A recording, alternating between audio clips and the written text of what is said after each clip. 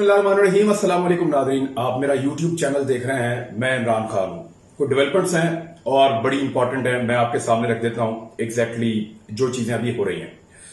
Number एक तो आज की डेवलपमेंट ये है कि चीन की जो एयरफोर्स है उसने लेह एक शहर है जो बिल्कुल लद्दाख का जो लाइन ऑफ एक्चुअल कंट्रोल है उसके करीब, उस शहर में एक जो मिलिट्री बेस है इंडिया की, वहां से इंडिया ने आज अपनी एयरफोर्स को मुतहरिक किया और सारा दिन उनकी जो जंगी जहाजों की परवाजें हैं वो होती रही। और आपको ये पता है कि जंगी जहाज जब प्रवास करता है तो बहुत दूर तक वो सुनाई देती है, और वो स्पेशली परवाजें कर रहे थे उन एरियाज के ऊपर जो माउंटेनियस एरियाज हैं जहां से इंडिया की रसद इस टाइम जा रही है। और रसद किस लेवल पे जा रही है वो मैं आपके सामने रख देता हूं कि सैकड़ों की तादाद में मिलिट्री ट्रक्स हैं और बहुत सारा आर्टिलरी का सामान है और फौज की एक ताजा कुमक है जो लाइन ऑफ एक्चुअल कंट्रोल की तरफ भारत भेज रहा है।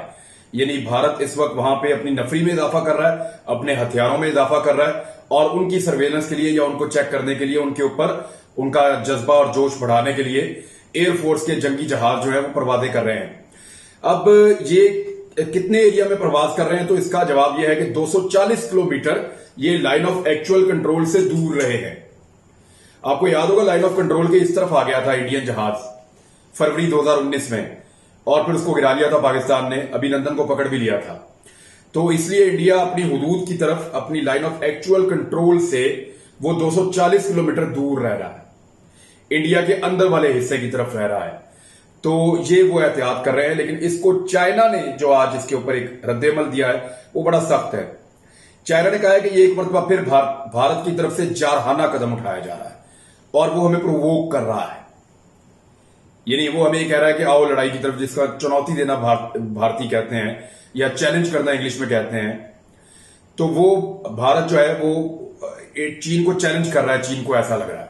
और अगर चीन भी अपनी एयरफोर्स को लेकर आता है मैदान में तो ये पलक झपकते में एक ऐसा जंग का नक्शा बन जाएगा जिसकी कोई इस खित्ते में उम्मीद भी नहीं कर सकता।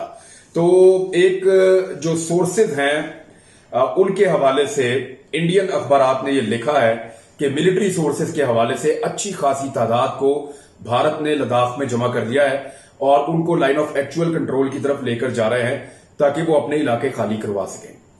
दूसरी जानिब चीन ने, ये इकोनॉमिक टाइम्स की खबर है और भारत से छाया हुई है, उसके मुताबिक बातचीत के दौरान भी, यानी बातचीत चल रही है, सिचुएशन को कूल डाउन करने की कोशिश की जा रही है इंडिया की जानिब से और चीन की जानिब से, लेकिन इस बीच में भी चीन ने अपना दिफाई इंफ्रास्ट्रक्चर मुतनाज़े इलाकों में बनाना बंद नहीं किया।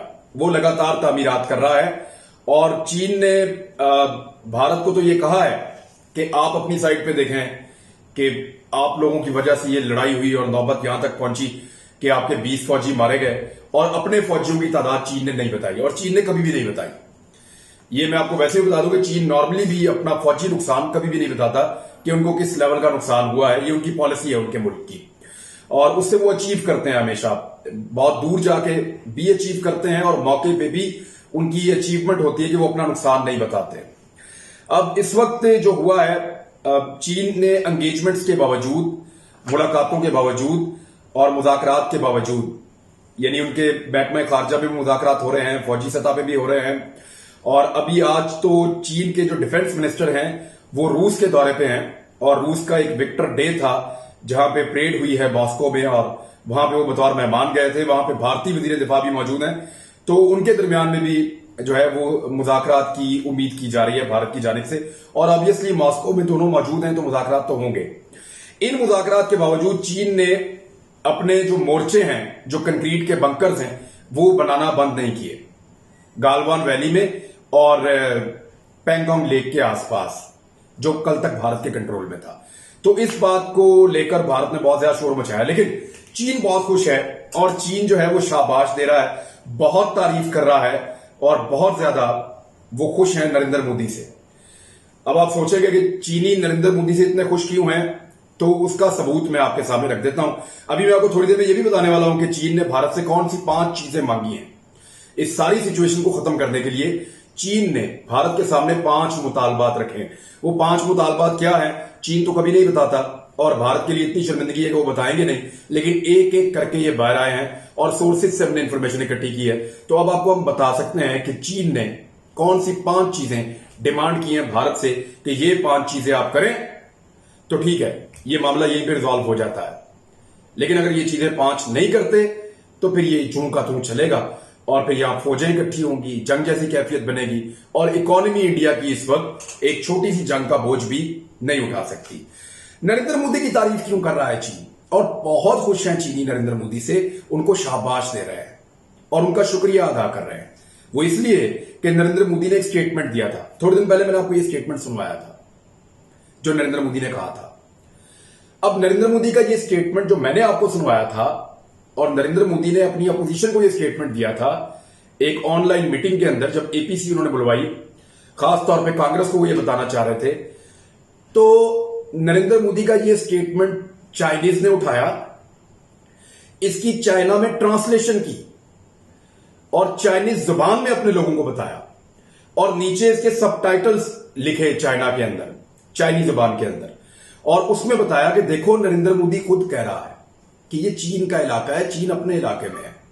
क्योंकि नरेंद्र मोदी ने कहा था कि ना तो चीन आया, पहले सुन लें आप।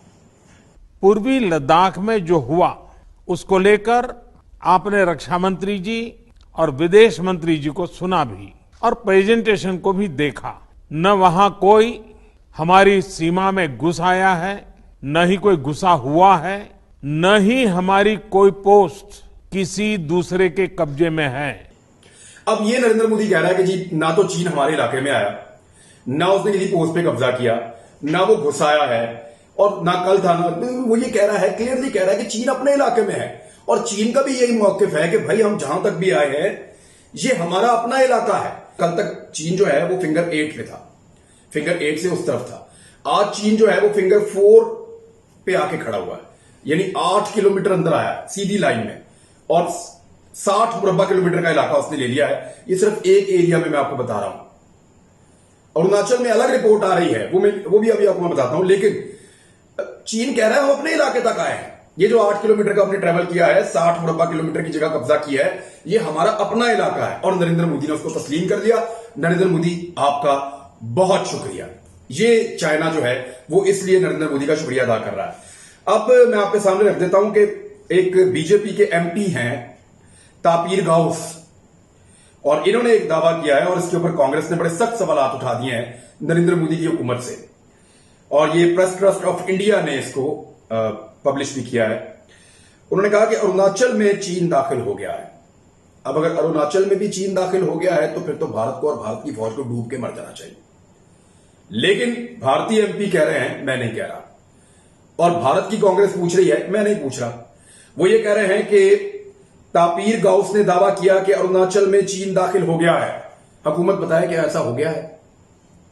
तो नरेंद्र मोदी ये भी कहेंगे कि नहीं चीन नहीं आया, तो इसका मतलब है वो इलाका भी चीन का हो जाएगा, चीन फिर नरेंद्र मोदी का शुक्रिया अदा करेगा।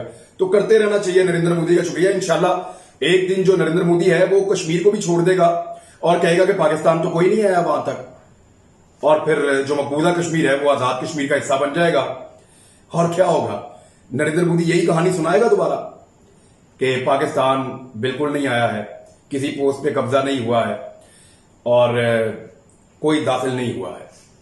तो अगर तब भी नरेंद्र मोदी यही कहेंगे तो नरेंद्र मोदी आपका बहुत शुक्रिया, हम इंतजार करेंगे उस वक्त का भी इंशाल्लाह। अब ये 5 मुतालबात जो चीन ने भारत से किए हैं इनको जरा गौर से सुने, और ये बड़े टेक्निकल मुतालबात हैं। भारत इनसे भाग भी नहीं सकता और चीन भागने भी नहीं देगा। पहला मुतालबा, लाइन ऑफ एक्चुअल कंट्रोल की दूसरी तरफ यानी भारत वाली साइड पे जितनी तामीरात दिफाई लिहाज से भारत कर रहे हैं उनको फौरन बंद करें।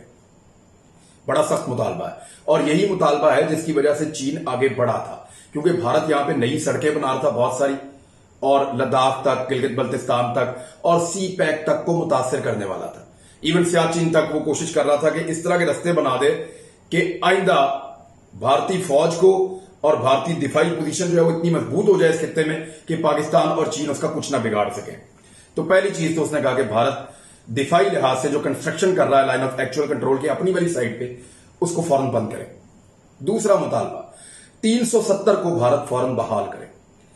अब ये 370 को बहाल करने का चीन क्यों कह रहा है? क्योंकि 370 जब खत्म कर दिया भारत ने, तो भारतीय सरमायादारी करने वाले लोग और भारत की आवाम वो कश्मीर में, लद्दाख में आके जमीनें खरीद सकती है, वहां इन्वेस्टमेंट कर सकती है, वहां की जमीनों पे कब्जा कर सकती है, वहां की डेमोग्राफी को तब्दील किया जा सकता है, नए लोगों को लाके वहां पे बसाया जा सकता है, जो वहां के रहने वाले हकीकी लोग हैं उनको अकलियत में कन्वर्ट किया जा सकता है। ये थी साजिश जो आरएसएस और मोदी कर रहे थे। अब मोदी के इंडिया को यह कह दिया उन्होंने 370 को फौरन बहाल करें और कश्मीर और लद्दाख के इलाकों की आबादी या उसकी डेमोग्राफी को बदलने की कोशिश बंद करें और नई आबादकारियों और सरमायाकारियों के नाम पर वहां के लोगों का इस्तेहसाल बंद करें। ये दूसरी शर्त है। तीसरी शर्त, लाइन ऑफ एक्चुअल कंट्रोल पे फौरन दो तरफा मुज़ाकरात के जरिए नई हदबंदी कायम की जाए। और ये जो इंडिया ने एक नक्शा दिया था कि एक्साइचन हमारा हिस्सा है, फलां जगह हमारी हिस्सी है, फलां जगह हमारी है, ये मुतनाज़े इलाके हैं। चीन कहता है आइए बैठे मुज़ाकरात करते हैं, सर्वेस करते हैं, नई हदबंदियां करते हैं, लोगों से मशवरा करते हैं, इलाके को देखते हैं और उसके मुताबिक फैसला करते हैं कि चीन कहां तक है और भारत कहां तक है और मुतनाज़े इलाके कौन से। तो आइए बैठते हैं, दोबारा मुज़ाकरात करते हैं। भारत इन मुज़ाकरात से भागता है, पाकिस्तान के साथ भी नहीं करता, चीन के साथ भी नहीं करता। लेकिन अब चीन ने भारत को उस मेज के ऊपर लाकर बिठाने के लिए एक मुतालबा सामने रख दिया। यह है तीसरा मुतालबा। और ये तीसरे मुतालबे पे जब भी भारत आएगा तो यूनाइटेड नेशन भी आएगी, और जब अक़वाम मुत्तहिदा आएगी तो वो कहेगी कि यहां के लोगों की राय भी लो, और जब मकामी लोगों की राय आएगी तो फिर भारत की बात नहीं मानी जाएगी। वो तो कहते हैं कश्मीर बनेगा पाकिस्तान, और वो तो कहते हैं कि लद्दाख के ऊपर वाले लोग तो चीन का इंतजार करते हैं। वो कहते हैं चीन आ जाए, वो ज्यादा बेहतर है इंडिया से, हमारा इस्तेहसाल तो बंद हो जाएगा। चौथा मुतालबा जो चीन ने किया है, चौथी शर्त, खित्ते में फौज की तादाद को मामूल पर लाया जाए और गैर मामूली फौजी नकलो हरकत को फौरन खत्म किया जाए। जैसा कि मैंने आपको बताया कि बुध वाले दिन भारत वहां पे बहुत सारी कुमक पहुंचा रहा है और पिछले चंद दिनों से उसने ये कोशिश शुरू की हुई है। बहुत लंबी हजारों गाड़ियों की एक लाइन है, ट्रक्स हैं, आर्टिलरी है, दूसरी गाड़ियां हैं, बख्तरबंद हैं, उनको लेकर वो ऊपर जा रहा है और वहां पहुंचा रहा है लद्दाख में। तो चीन ने मुतालबा किया कि ये फौरन डिफ्यूज करें, आप फौज को वापस छावनियों में भेजें आप, और ये यहां पे एक्स्ट्रा फौज या जो इजाफी फौजी नकलो हरकत है या ये जो फिजाई आप मुजाहरे कर रहे हैं, इन सारी चीजों को खत्म करके नॉर्मलाइज करें। ये एक जायज मुतालबा। नंबर 5, सी पैक और जो वन बेल्ट वन रोड का एक मंसूबा है, एक इकोनॉमिक पूरे एरिया को जोन बना रहा है चीन, जिसमें नेपाल शामिल है, भूटान शामिल है, सेंट्रल एशिया की रियासतें शामिल हैं, रशिया शामिल है, पाकिस्तान है, इवन चीन जो है वो इंडिया को भी कहता है कि आप भी शामिल हो जाएं। पाकिस्तान इसका बहुत बड़ा हिस्सा है सी पैक की सूरत में। तो चीन ये कहता है कि इस मंसूबे के रास्ते में भारत नहीं आएगा, और उसने बल्कि भारत को पेशकश की थी कि आप इस मंसूबे का हिस्सा बने, हम भी कमाते हैं, आप भी कमाएं, अमेरिका के कहने में ना आए। लेकिन चीन की बात इंडिया को समझ नहीं आ रही थी। अब चीन ने एक मुतालबा ये रखा है कि ये जो पूरे खित्ते के अंदर चीन ने एक इकोनॉमिक जाल बिछाया है, उसके रास्ते में रुकावट अमेरिका के कहने पे, यूरोप के कहने पे इंडिया नहीं डालेगा, और गिलगित बल्तिस्तान को, यानी इसका साफ मतलब यह है कि आप गिलगित बल्तिस्तान को भी इंडिया को भूलना पड़ेगा। सी पैक के उन सारे रस्तों को, नए बनने वाले एनर्जी के मंसूबों को, इन सारी चीजों पे इंडिया को अपनी आंखें बंद करनी पड़ेगी। और अगर वो तरक्की की इस धारा में शामिल होना चाहता है तो हो जाए, नहीं होना चाहता तो मुंह बंद करके बैठे और रुकावट ना डाले। ये 5 मुतालबात हैं जो चीन ने किए हैं भारत से। अब आप देखिए कि भारत की नरेंद्र मोदी की हुकूमत क्या ये मुतालबात पूरे कर सकती है? 370 के ऊपर तो वो इलेक्शन लड़के आए थे, कश्मीर को भारत के साथ वो पूरा जोड़ देंगे, इसके ऊपर तो वो इलेक्शन लड़के आए थे, चीन को लाल आंख दिखाएंगे, इसके ऊपर तो वो इलेक्शन लड़के आए थे, लाइन ऑफ एक्चुअल कंट्रोल के ऊपर और उसकी साइडों में वो पूरी एक डिफेंस मैकेनिज्म बनाएंगे, इसके ऊपर तो वो इलेक्शन लड़के आए थे, और सी पैक को नहीं चलने देंगे। चीन के मुकाबले में भारत एक बहुत बड़ी इकोनॉमी बनेगा, एक इकोनॉमिक पावर बनेगा, टाइगर बनेगा, ये तो वो इलेक्शन लड़के आए थे। अब ये सारी चीजें उनसे वापस मांग रहा है चीन। वो कह रहा है कि ये वो चीजें नहीं है जो आप कर सकते हैं, ये 5 शरायत हैं, इनके ऊपर आप पूरा उतरिए। तो अब ये 5 शरायतें भारत के सामने हैं और भारत इनके ऊपर बात कर रहा है इंटरनली, लेकिन इनको पूरा कैसे करेगा, ये सवाल अपनी जगह पे मौजूद है। पूरा नहीं करेगा तो वही होगा जो होता जा रहा है। अब मैं आपके सामने एक चीज और रखता हूं कि रूस की इंपॉर्टेंस बहुत ज्यादा बढ़ गई है। चीन ने गुज़िश्ता चंद सालों में रूस के साथ ताल्लुकात बहुत ज्यादा बढ़ाए हैं, और ये ताल्लुकात बढ़ाने के पीछे जो सबसे बड़ा रीजन है, जिसको इंडियंस भी मानते हैं, वो है अमेरिका और यूरोप का। यूरोप का रवैया रूस के साथ अच्छा नहीं था, और कई दहाइयों से अच्छा नहीं था। सोवियत यूनियन को तोड़ने के बाद से लेकर अब तक इन्होंने उसको दीवार के साथ लगा कर रखा, लेकिन रूस ने सरवाइव किया मुख्तलिफ और मुश्किल हालात में भी। अब चीन जो है उसको भी दीवार के साथ लगाना चाहता है यूरोप और अमेरिका, लेकिन चीन एक बहुत बड़ी ताकत बन चुका है। और अब जब आप दो बहुत बड़ी ताकतों को दीवार के साथ लगाएंगे तो उनके पास दूसरा कोई रास्ता नहीं बचेगा कि वो आपस में हाथ मिला लें। तो चीन ने और रूस ने आपस में हाथ मिला लिए। अब इसको आप मजबूरी कहें, स्ट्रेटेजी कहें, या दुश्मन का दुश्मन दोस्त कहें, ये हो गया। अब ऐसा नहीं हो सकता कि अमेरिका का नवाजा हुआ और अमेरिका का इत्तेहादी इंडिया चीन के साथ लड़े और रूस इंडिया को हथियार फराहम करे। इसीलिए रूस ने इंडिया से हाथ खींच लिया। इंडिया को हथियार भी नहीं मिल रहे, इंडिया को टेक्नोलॉजी भी नहीं मिल रही, और रूस की तरफ से ना मिलना यह बहुत बड़ा सवालिया निशान है, क्योंकि इंडिया बहुत अरसा तक रूस के साथ खड़ा रहा है। लेकिन रूस देख रहा है कि अब वही इंडिया अमेरिका के साथ खड़ा हुआ है। रूस पाकिस्तान के साथ ताल्लुकात बेहतर कर रहा है, रूस जो है वो चीन के साथ ताल्लुकात बेहतर कर रहा है, सेंट्रल एशियन ममालिक के साथ बेहतर कर रहा है, ईरान के साथ बेहतर कर रहा है, तुर्की के साथ बेहतर कर रहा है। पूरे खित्ते के हालात एक तरफ को जा रहे हैं, इंडिया अकेला एक तरफ खड़ा हुआ है। और अभी हाल ही में जो एक नई चाल चली है चीन ने, उसने नेपाल, भूटान, श्रीलंका और बांग्लादेश को कैसे अपने बस में कर लिया है, कैसे अपने कंट्रोल में कर लिया है, इसके ऊपर मैं एक वीलॉग ही पूरा बनाऊंगा, क्योंकि आपको तभी समझ आएगी कि एक्चुअली इस खित्ते में अब चीन क्या गेम कर रहा है और इंडिया के चारों तरफ मौजूद मुल्कों को उसने कैसे काबू कर दिया है। इंडिया एक्चुअली लैंडलॉक हो गया है, एक्चुअली हर तरफ से लॉक कर दिया इंडिया चीन ने अपनी पॉलिसी से। तो ये चीजें थी जो मैंने आपके सामने पहुंचा दी हैं, और अब तक के लिए यही डेवलपमेंट है। अगली डेवलपमेंट भी हम आप तक पहुंचाएंगे और सिचुएशन पे हम नजर रखे हुए हैं। अपना ख्याल रखिएगा, हमारे चैनल को लाइक करें, शेयर करें, सब्सक्राइब करें दोस्तों के साथ, ताकि मेरी टीम की और हौसला अफजाई हो जाए। अल्लाह हाफिज।